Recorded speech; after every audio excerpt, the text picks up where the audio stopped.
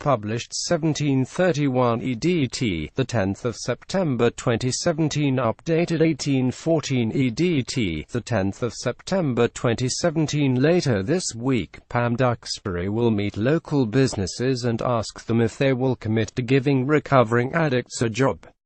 The Hartlepool United chairwoman wants to hand those trying to get back on the feet work experience at the club, with the promise of employment at the end of it should they complete their programs.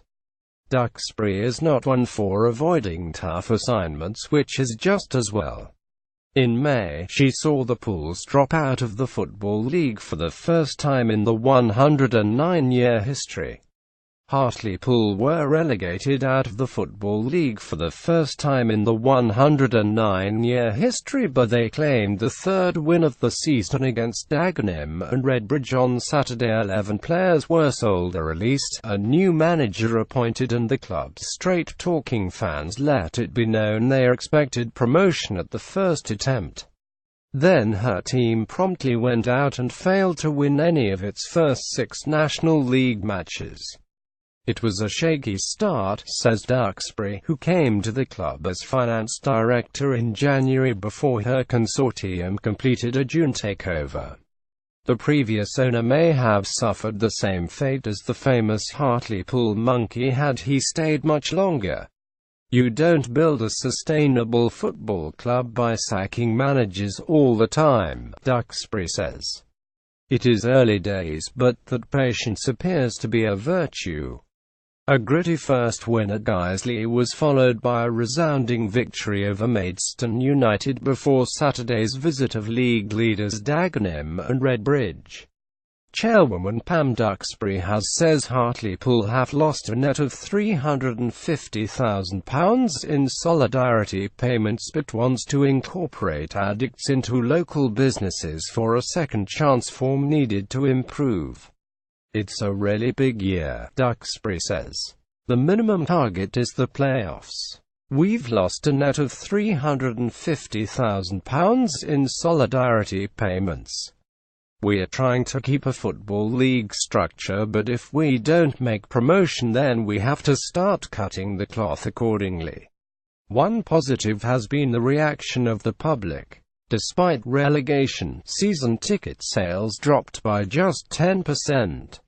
More than 3,300 came through the turnstiles on Saturday. Before kick-off, underneath the Millhouse stand, best pals Stan and Ron Nixon, no relation, are discussing the match.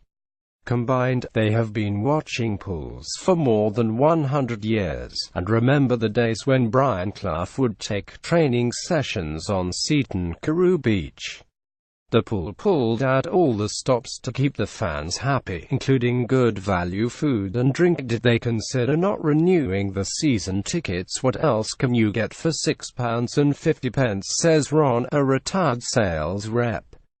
2 pints. Elsewhere in the bar there is support for Jeff Stelling, who has returned as honorary president. The Sky presenter was accused of abusing his position when on Soccer Saturday late last season he called for manager Dave Jones to resign. Here, they are unanimous that Stelling did the right thing. On the wonderfully raucous terraces, there is plenty of life. After 10 seconds, one voice bellows out, "Ho way, Pools, this lot of garbage."